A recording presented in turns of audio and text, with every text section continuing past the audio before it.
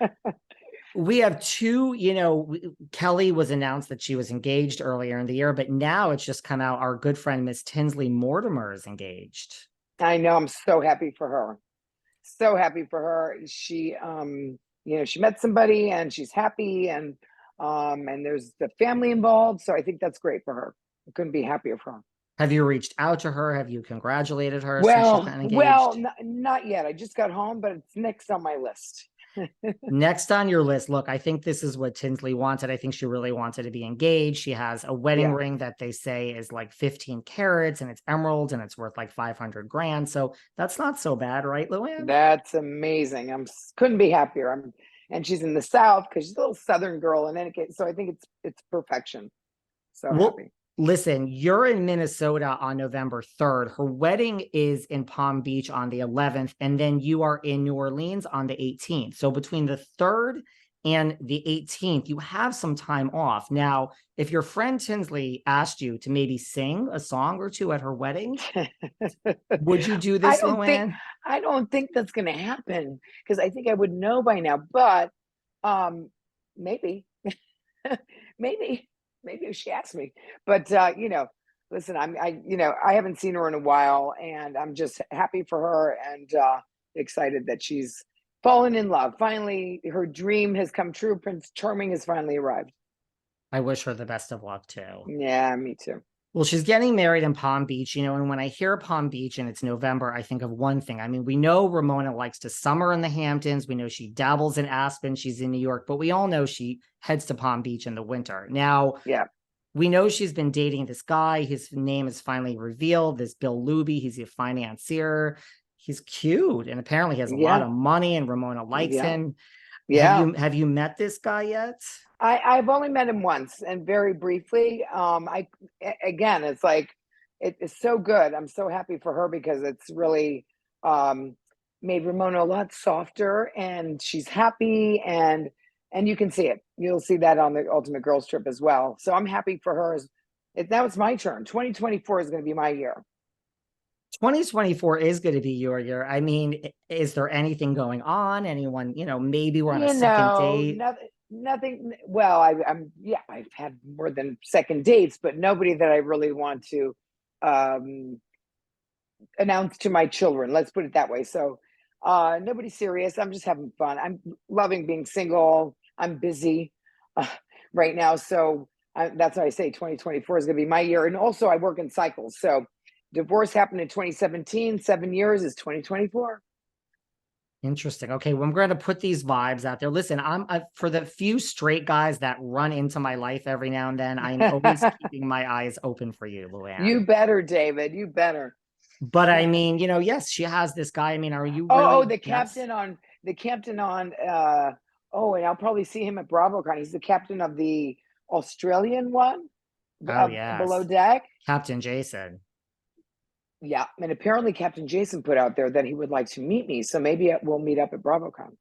Captain Jason has put out that he would like to meet you. I mean, have you really deep dived? What is all of Captain Jason? That ain't so bad, Luann. I don't know. I haven't done a deep dive. I'm going to do Tinsley and Captain. I'm going to do both of them now. He's very easy on the eyes. Let's just put it that way. I know he's very handsome. Andy showed me a picture of him. So yeah, we'll hopefully we'll connect at BravoCon. Okay, so maybe you'll come out of BravoCon with, this is very interesting. I think he would be, he travels, you're on the road with the Cabaret. I mean, I think this is a good match here. You never know. And, I've never been to Australia, so. Well, I think the Housewives, the OG next trip should be on Below Deck. As the guests, of course. You do. That would be great. Wouldn't that be amazing? So let's put that out in the universe. We love a Bravo crossover. I think the next RHONY Legacy Girls Trip should be on Below Deck. Now, would you choose, if you can't choose Captain Jason, would you choose Captain Sandy or Captain Lee? Well, let's see. I'm probably Captain Lee and Captain Jason. Those are good But listen, choices. If Sandy invites us, we'll go along too. And are you saying that, now you said Ramona's more laid back. When we watch RHONY Girls Trip Legacy, I mean, are we really going to see a more calm, chill Ramona? Is that possible? You are. I didn't think I would ever hear those words come out of Well, I mean, anyone's mouth. I know, right? Well, as chill as Ramona can be, let's put it that way. As chill as Ramona can be. Yeah. Listen, what do you think of? I mean, I know you were very, you have spoken out. We know Bethany. There's at your cabaret in the Q&A. Of course, someone always asks you about Bethany. It happened the night I was there as well. I know that you have said, you don't think Bethany should bite the hand that feeds her with reality reckoning. Now we have this. I mean, it's looming. This Vanity Fair. There's a rumor that this Vanity Fair expose is coming out on Bravo with how they've treated housewives. Like, what do you think of this? Well, yeah, I'll say the same thing again. For me, it's been my career for 14 years now, and I'm doing all kinds of great stuff with the network. So it's not been my experience, and so I'm not involved with what she's doing. And I'm sure the Bravo universe and NBC and as a whole is not very happy about this whole thing.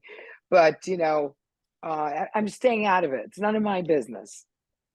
I think that's a good thing. I know my business. Your business is your cabaret. My business is my cabaret and Crappie Lake, and NBC's been nothing good to me. So no complaints here. Do you think this whole Vanity Fair article, though, is tied into Bethany? Like, do you think she's the one behind it, kind of driving this whole thing? Well, if I had to guess, probably. I mean, right? I mean, I would think so too. Right. And before we move on from Bethany, do you think it is personal? Because she says over and over, it's not personal. David, I really don't want to talk about Bethany. I don't blame you, Luann. I don't blame you. I love you, Daryl. I don't want to give her any oxygen. I really don't.